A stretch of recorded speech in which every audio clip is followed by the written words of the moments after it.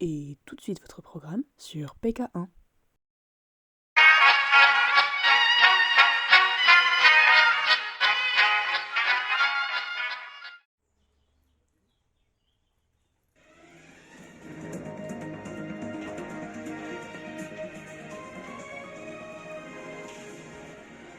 Bonjour à toutes et à tous et bienvenue dans ce nouveau reportage express. Au programme aujourd'hui, nous allons retrouver Marie-Thérèse de Montecaviar qui va nous parler de sa vie depuis l'arrivée des éoliennes en face de chez elle.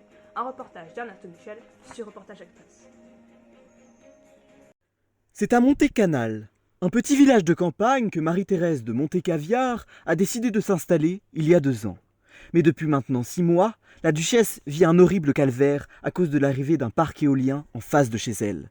Elle a donc décidé de créer une association pour tenter de faire barrage à cette invasion. Mais c'est sans compter sur Gilbert Duruisseau, son voisin pro-éolien, qui semble vouloir lui mettre pas mal de bâtons dans les roues et l'empêcher d'arriver à ses fins.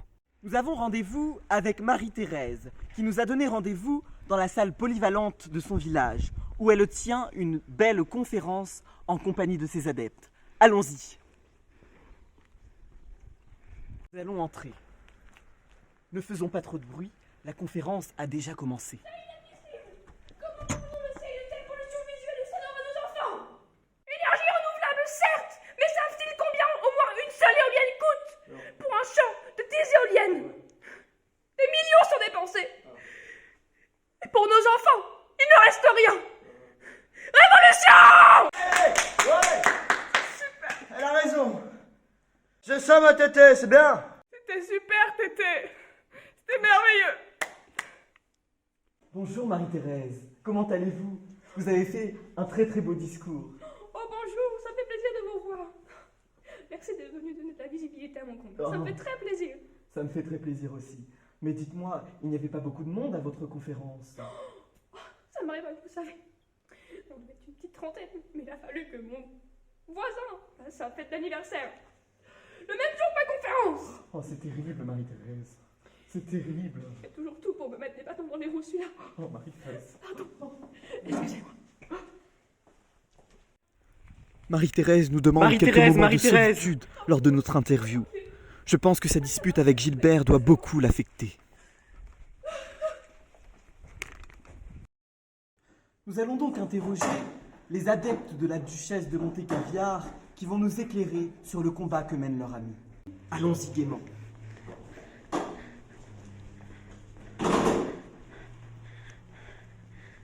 Bonjour. Bonjour. Pouvez-vous me parler un peu de pourquoi est-ce que vous avez rejoint la cause de Marie-Thérèse de Montecaviar? Alors moi je connais Marité depuis qu'elle est arrivée dans le coin, il y a plus de 20 ans. Pas vrai Bernard? Si. De plus, j'ai toujours défendu le fait que les éoliennes n'ont rien à faire aussi proche des maisons. En soi, elles ne me dérangent pas, mais là, aussi proche de chez moi, à 500 mètres de chez moi, elles me dérangent. Pas vrai Bernard? Si. En plus de ça, le nuisance sonore que ça produit quand ça tourne, c'est vraiment insupportable à vivre sur du long terme. Et même mon fils qui vient tous les vendredis à la maison nous dit que c'est horrible. Heureusement que ça tourne pas quand il n'y a pas de vent. Parce que sinon, je vous dis pas, mon pauvre Bertrand ne l'aurait pas supporté. Oui, c'est vrai, parce que déjà que moi je suis électrosensible, alors moi ça me fait des migraines comme ça. Bon, encore, j'arrive à m'en débarrasser, mais alors dès qu'il y a un peu plus de vent que d'habitude, je n'ai pas le choix, faut que je sorte de chez moi. Plains-toi d'aller au bar, même avant quand il n'y avait pas les éoliennes, t'y allais. Puis c'est horrible. Vous savez combien de chauves-souris meurent par an à cause des pales des éoliennes qu'elles percutent? Non. 69, vous vous rendez compte? Ces pauvres petites bêtes qui n'ont rien demandé à personne. Elles rentrent en collision directe avec des pales. C'est affreux. Les pauvres chauves-souris. Ça va aller ma Cricri, je suis là maintenant. Eh bien, merci d'avoir répondu à nos questions.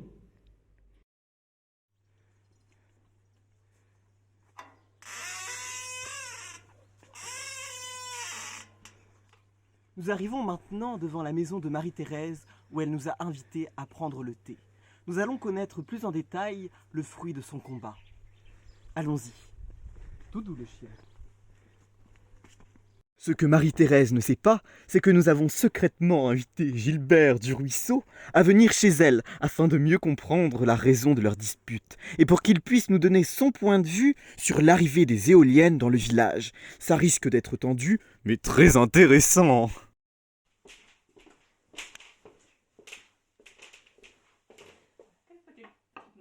Merci beaucoup Marie-Thérèse. Ça me fait plaisir. Alors Marie-Thérèse, pouvez-vous nous en dire un peu plus sur les raisons de votre combat qui vous poussent à être contre les éoliennes? Mais bien évidemment, écoutez, tout a commencé il y a 1 an. Il y a des agences qui sont venues chez moi, pour toquer chez moi, pour demander est-ce que je voulais des éoliennes. J'ai tout de suite dit non. Mais c'est sans compter sur mon voisin Gilbert qui a tout accepté. Ça me révolte, je ne reviens toujours pas. Si vous saviez seulement le prix que ça coûte, l'impact environnemental. Pouvez-vous nous parler un petit peu plus de la cause environnementale, Marie-Thérèse? Je pourrais avoir un petit peu de lait, s'il vous plaît. Mais bien entendu, Ernesto. Comme vous pouvez le constater, elles ont un impact esthétique sur le paysage. Et comme vous l'a très bien expliqué ma Kiki tout à l'heure, il y a aussi un impact sonore avec les éoliennes. Franchement, c'est inadmissible. Comment peut-on les laisser aussi proches des habitations? Bien dit, ma biche. Oh, merci ma poule. Pendant que je suis en train de discuter avec Marie-Thérèse et Christine, l'équipe de production est en train de préparer l'arrivée de Gilbert. J'ai hâte de découvrir la réaction de la duchesse. Il faut savoir que c'est grâce à Christine et Bernard que tout ça a pu être réalisé. En effet, elle a convaincu Gilbert de faire l'émission et peut-être pouvoir se réconcilier avec Marie-Thérèse.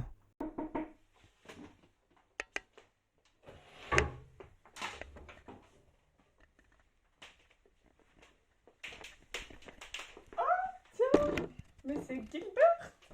Qu'est-ce qu'il fait là? Bonjour. Bon, je me suis dit, je pensais dans le coin, et puis je me suis dit, bon, c'est le bon moment pour dire me réconcilier avec mon amie Marie-Thérèse, quoi. Oh, je te reconnais bien là, Gilbert.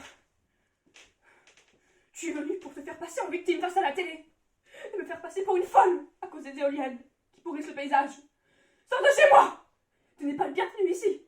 Après tout ce que tu m'as fait, tu ne mérites même pas que je t'adresse la parole pour te renvoyer. Allons, allons, un peu de calme Marie-Thérèse. C'est moi qui l'ai fait venir pour qu'il nous parle de pourquoi est-ce qu'il a décidé d'accepter les éoliennes. Allez, asseyons-nous et débattons tous ensemble dans la joie et la bonne humeur. Ah mais je sais très bien pourquoi il a choisi les éoliennes. C'est pour se venger de moi. Après que j'ai surpris son départ d'une autre. Quel mauvais chien! Franchement, c'est de l'histoire ancienne, ça fait 10 ans au moins. Est-ce qu'on peut pas essayer de passer à autre chose?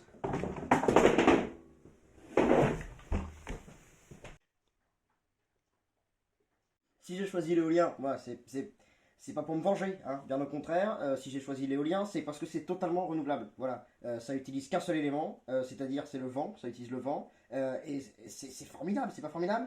Bon. Peut-être que ça ne nécessite que du vent, mais au bout de 90 km/h, l'éolienne s'arrête. Et qu'il n'y a pas de vent, ça tourne pas. Alors à quoi ça sert ton truc? Bien évidemment, toujours un peu pour me contredire, hein. Qu'est-ce qu'il faut, hein? Oh, du béton et de l'acier, hein? Qu'est-ce que tu veux de plus? Bon, c'est totalement recyclable en plus. Il n'y a pas que de l'acier et du béton, comme tu dis. Il y a aussi des matériaux composites pour les pales des éoliennes, qui, eux, ne se recyclent pas.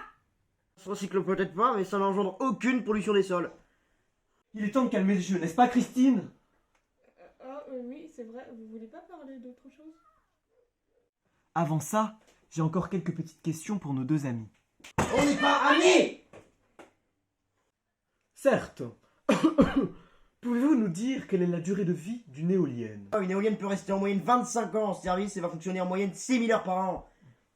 Mais c'est une blague. Je vais pas tenir 25 ans avec cette pollution sonore et visuelle, moi. Tu serais cané avant, la vieille, hein? T'as qu'à partir si t'es pas contente. Bon, aller respirer l'air pollué de la ville avec tes poumons nuls. Hein? Bon, avec ton aristocratie à la mort moelleux.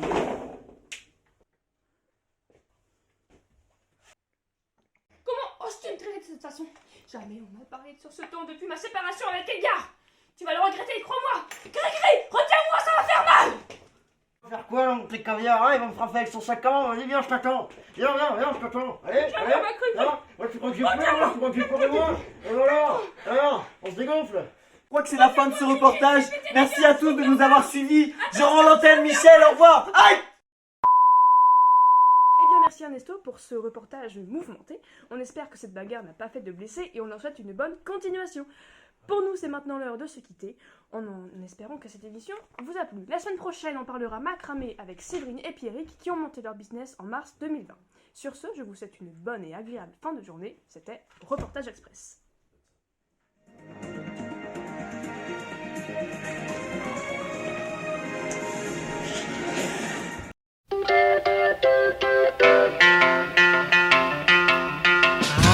Love was only true in fairy tales, and for someone else, but not for me. Our love was out to get me, that's the way it seemed. Disappointment haunted all my dreams. Then I saw her face. C'était votre programme avec PK1.